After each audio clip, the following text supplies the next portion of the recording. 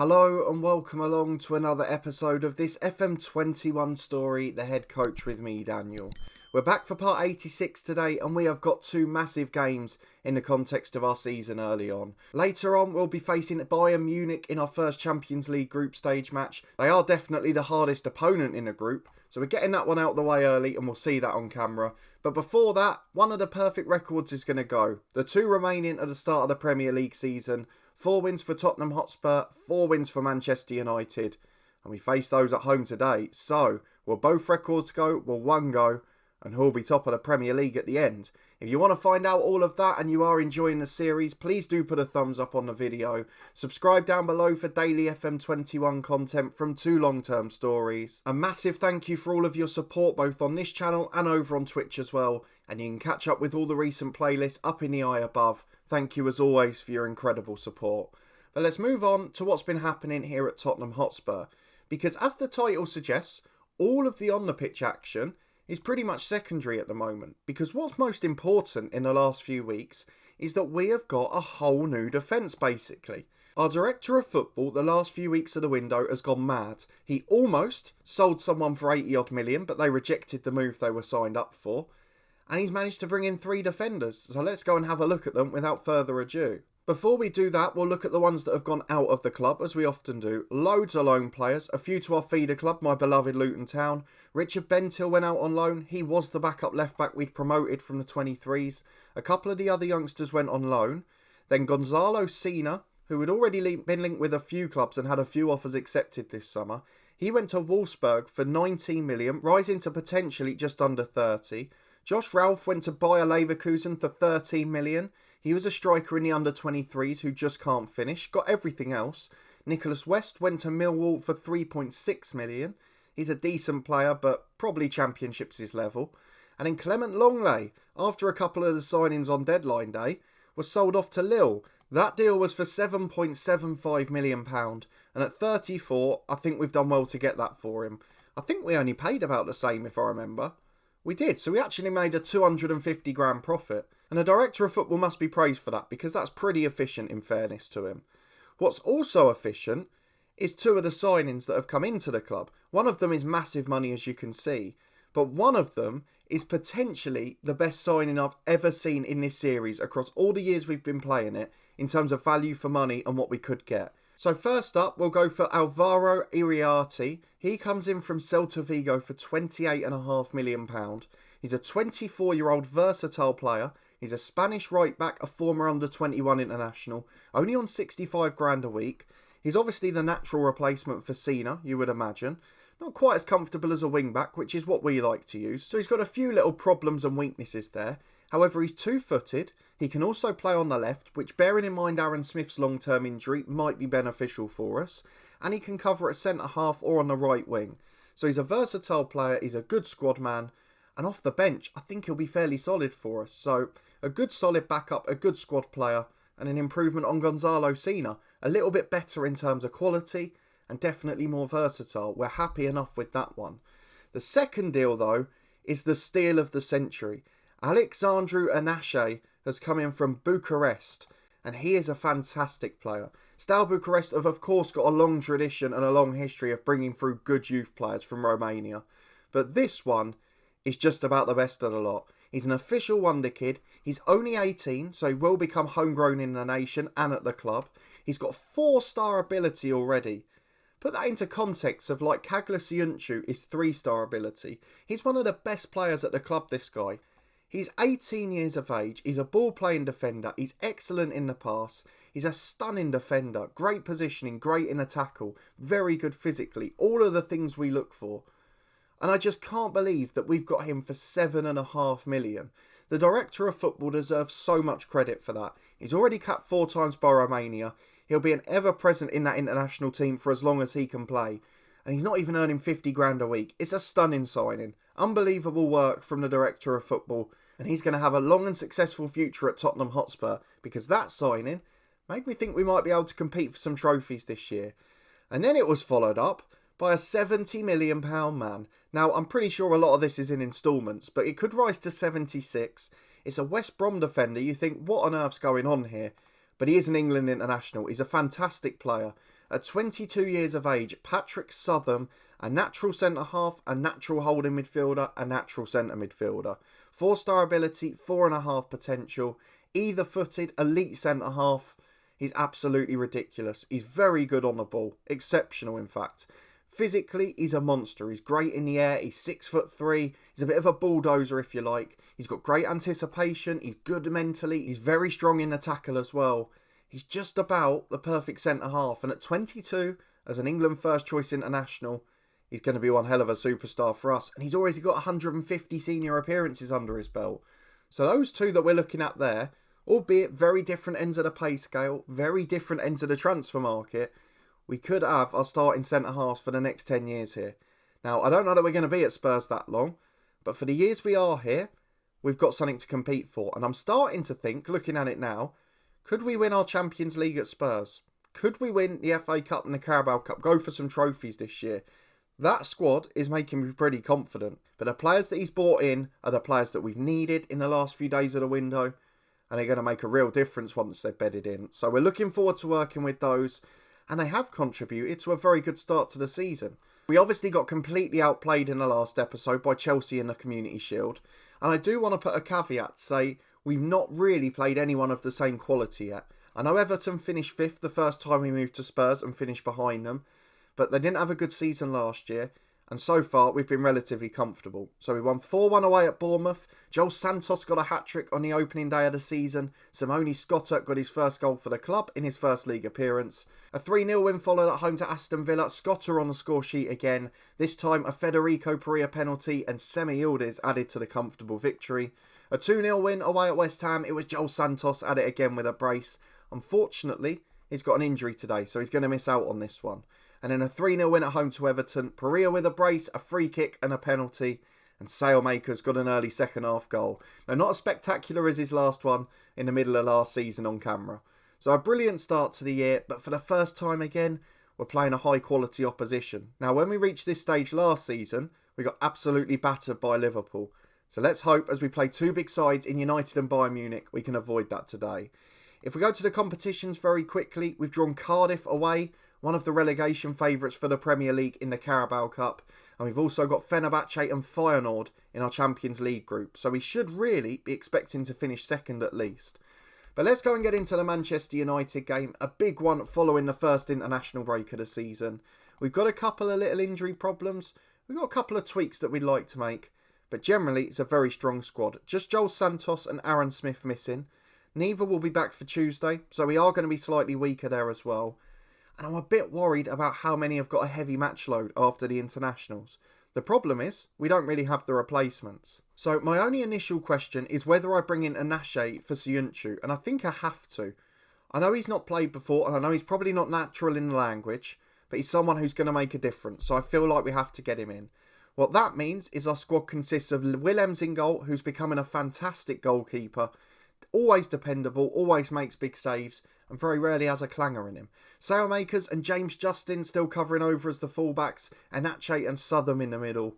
Rayner and Wright in centre midfield. Wright dropped to that deep line playmaker role this year. That's released Scotta, the new signing, as the number 10. And then Akone coming in for Santos off the right. Kemi Yildiz over on the left-hand side. And Federico Perea is opening his score sheet for the season now. And can he add to it and become a superstar again? We've got a really strong bench, which is the difference to previous years. Despite a couple of injuries there, you can see Siyunchu, who was starting last year, Iriarty, the new right back. We've got Montalval, who was a starter last year, Esposito, little bit of solidity in the middle. And then the likes of Espinoza, Kobos today for the first time, and Thomas Parks, the striker as well. It's a very good squad. I'm looking forward to working with it. I am thinking about just making a couple of late changes here, like Yildiz with the heavy match load, perhaps for Espinoza. I know I might end up regretting this, but I'm tweaking the lineup I've already announced. I don't think I've ever done that before. Espinoza in on the left wing. Maybe Montalval in the middle as well, or is that going too far? No, we'll leave it. Montalval stays on the bench today. That means he'll probably start against Bayern Munich. Let's get into the United game, see if we can get a victory. Well, we know there's plenty of big players in this United team. I don't remember Ruben Neves being there, so that might be a new one. But they've still got the likes of Rashford. They've still got Nicolas Soulé at centre-half, who's been there a few years. No sign, though, of Fernandes or Wan-Bissaka. So either they're both out injured, or they've finally moved on from the old guard there. So we're going to tell the lads to pick up where they left off. We're going to get into the first half against Manchester United. And hopefully, with a couple of changes, a little bit of rotation after the internationals, we'll still be able to get a positive result. And more importantly at this stage, a more promising performance. Let's go and see if we can. As with 11 minutes on the clock, we're back to play out from the back. Southam goes long downfield to Ikone. He's going inside to Ryan Wright and it's out to the overlapping right back. Sailmaker's charging down the line. He's got towards that byline. In the box. Delivers in. Scotter was making that run. It's something he does a lot better than Ryan Wright in that position. He desperately tries to get in behind. Although Zhang on the counter has caused us problems for years. It's a great tackle by Anashe. The young Romanian, a wonderful time tackle.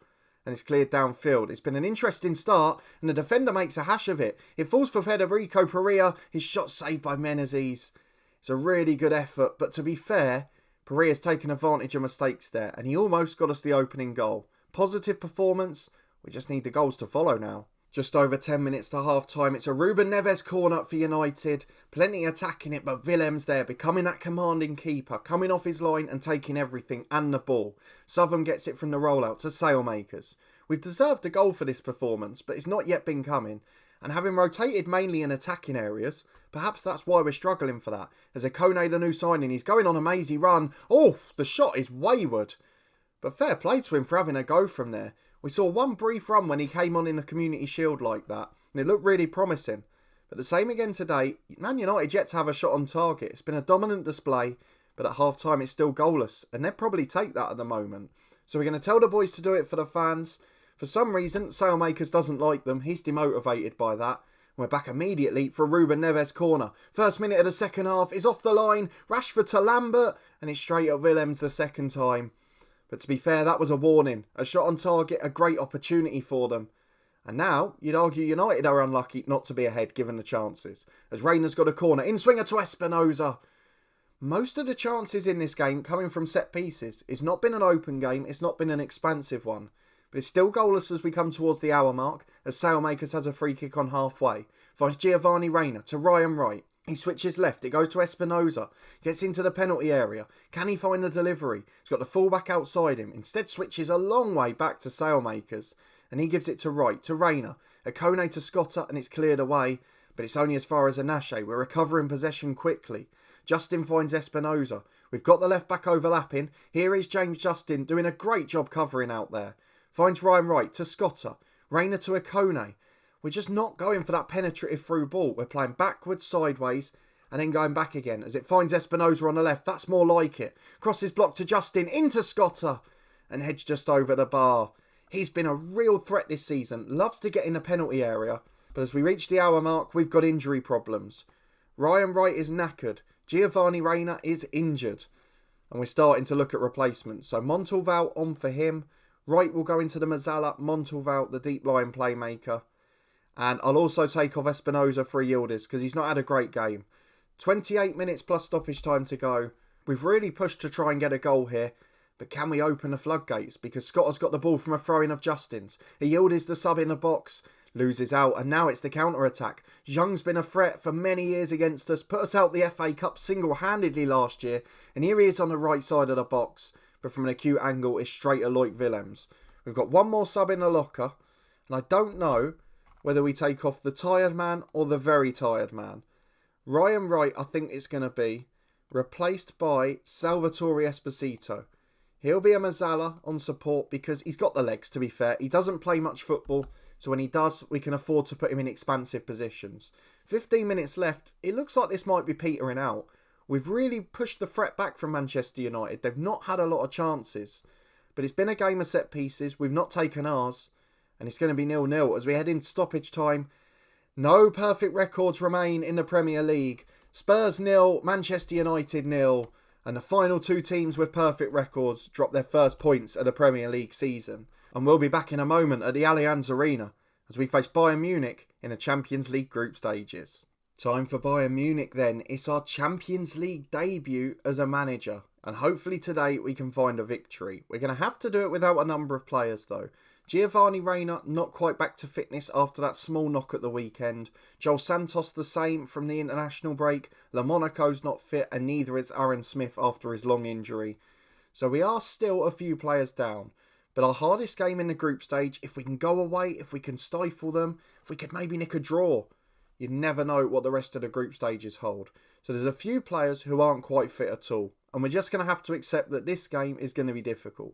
So Southern is struggling at centre-half. He's going to be replaced by, I would guess, Ciunchu probably. That one's done. Let's also take Giovanni Reina out for Esposito. Montalval in for right. Because Esposito, he's a defensive player. He's got legs. That's what we need. Scotta really shouldn't be playing, but I don't think we've got another option. And due to the under-23s, I'm a little bit short of subs. I haven't thought this through. So Lee Farrell will be on the bench instead of Kobos. Let's look at what positions are covered. So Yildiz can come back in on the left wing as well, by the way. We have got a couple of decent defenders. I think we have to leave Southern on the bench still. I think we have to leave Wright on the bench still. Reina can be replaced by probably Soden, another one of the youngsters. And we'll just try and cope from there. So the lineup does see a few changes. It's a little weaker than the Manchester United game. But in theory, we can lose this game. And as long as we're strong against Fenerbahce and Feyenoord, and even at home to Bayern Munich, we should still get through pretty comfortably. I know that's a risk you don't really want to take in the first Champions League game. But injuries dictate that. Fatigue dictates that. And of course, with the internationals and having so many star players now, this is going to be a problem moving forward. So into the Bayern Munich game we go. A massive tie over in Germany. And can we do ourselves justice? That's the big question. Let's go and find out. So 4 changes for us from the Premier League game. Ciunchu, Esposito, Montalval and Yildiz come in. There's some good players in the team for Bayern Munich. Joshua Kimmich still going in the first team. Benjamin Pavard the same. And they've got Vinicius Jr. on the bench, just in case they need a little bit of help to try and win this game. But let's go and get through the team talk. We're going to tell the boys that we're underdogs. We're going to drop to a balanced mentality at the start of this one. And we're just going to try and stifle them. If we can get a draw, it's an unbelievable result. Let's see if we can achieve it. Well, just over 20 minutes on the clock. All right, we're back with Bayern in possession at the back. But generally, it's been a pretty good game for us so far. The stats are favourable for us as Anache picks it up in the middle. Scotta finds a Kone. Tries to beat his man, instead turns back to Sailmakers, into a Yildiz. That is a stunning header. At the back post, he's taller than Kimmich, he's stronger than him. He wins a bullet header back the way it came from, is what you're always taught. And the goalkeeper had no chance. Fenerbahce won, Feyenoord won in the other game. But it's Kemi Yildiz who's given us the lead. A fantastic start. Bayern not had a shot on target in half an hour.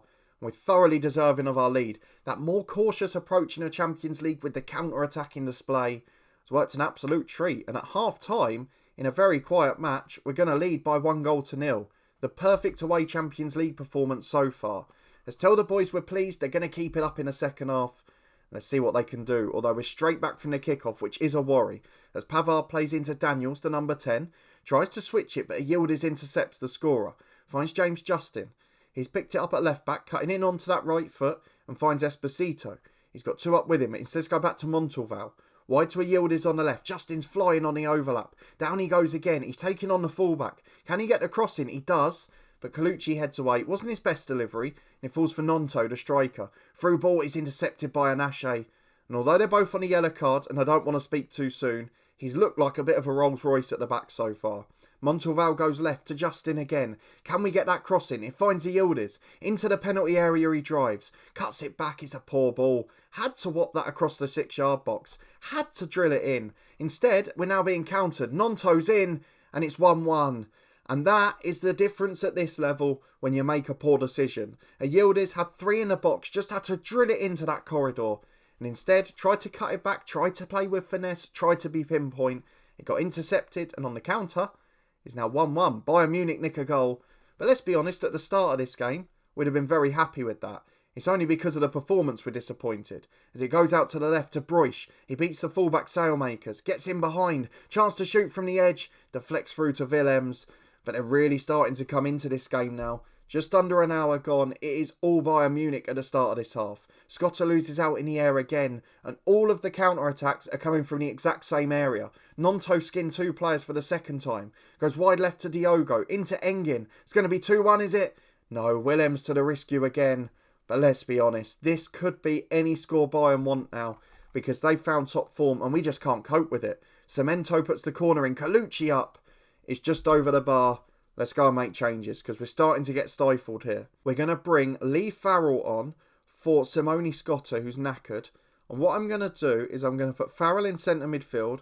I'm going to put Esposito in the deep line defensive role. And he'll just be a defensive midfielder on defend. Try and prevent those counter-attacks by providing a bit of a shield for the back four.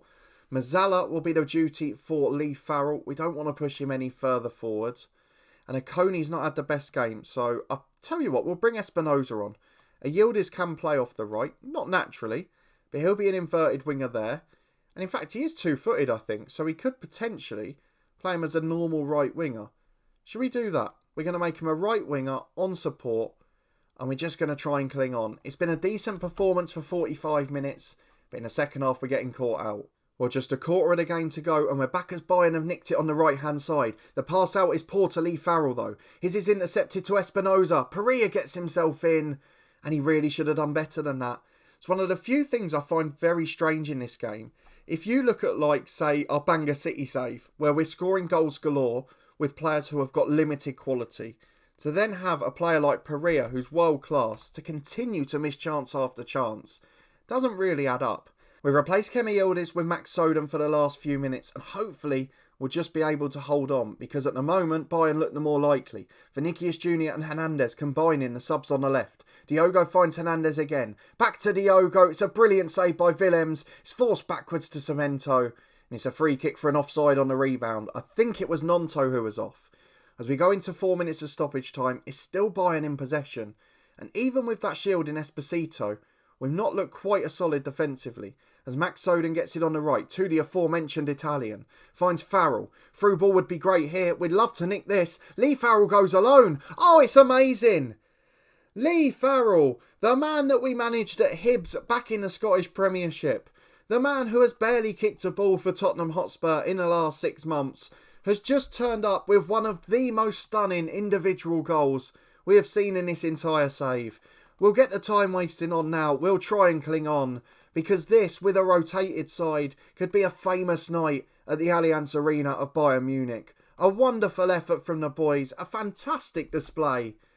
And Lee Farrell, the most unlikely of heroes, pops up to make it Bayern Munich 1, Tottenham Hotspur 2. An incredible result, a brilliant achievement, and the perfect way to start the Champions League group. It's not often we've had anything other than heartbreak in the last minute. But the Premier League win on the last day of last season, and this performance here, maybe the tide's turning. Let's go and skip ahead to the schedule. We'll see when we're next going to be back. So as much as we were excited about that result, I think we have got to remember, probably cautiously, that Loic Willems was the man who got man of the match there. So the goalkeeper saved us a few times. We saw that.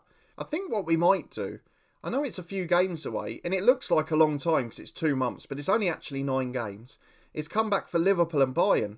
Because the other 3 games in the Champions League, we'd like to hope we can get results from. Bar Arsenal, which is only in a couple of days' time, we've actually got a very friendly start to the Premier League season. I mean, the big hitters start to come in December. We've got an awful run. West Brom, who have been a bit of a bogey side for us. In fact, looking at December, Brentford beat us away last year. West Brom beat us at home, nearly cost us the title. Manchester City we've got, Chelsea we've got, Feyenoord the final group game, and then our former club Southampton. So December's going to be the big month, but we'll be back just before that. Liverpool at home in the Premier League, a side that have dismantled us many a time here, and Bayern Munich in a Champions League reverse fixture. Hopefully, we'll have already secured a place in the last 16. But if you did enjoy this episode, a solid performance against Manchester United and then a thrilling late winner at Bayern Munich, please do put a thumbs up on the video. Subscribe down below for daily FM21 content from 2 long-term stories. We've got the final episode of our Welsh experiment coming this Sunday as well, before a couple of new bits coming to the channel over the next few weeks. A massive thank you for your incredible support. All the playlists in the eye above if you want to catch up. And there's a link to the Twitch channel down in the description below too. But I hope to see you next time as we start to chase trophies with our new look and improved defence. And we'll have Liverpool and Bayern Munich in the next episode. It doesn't get much bigger than that. I'll see you there.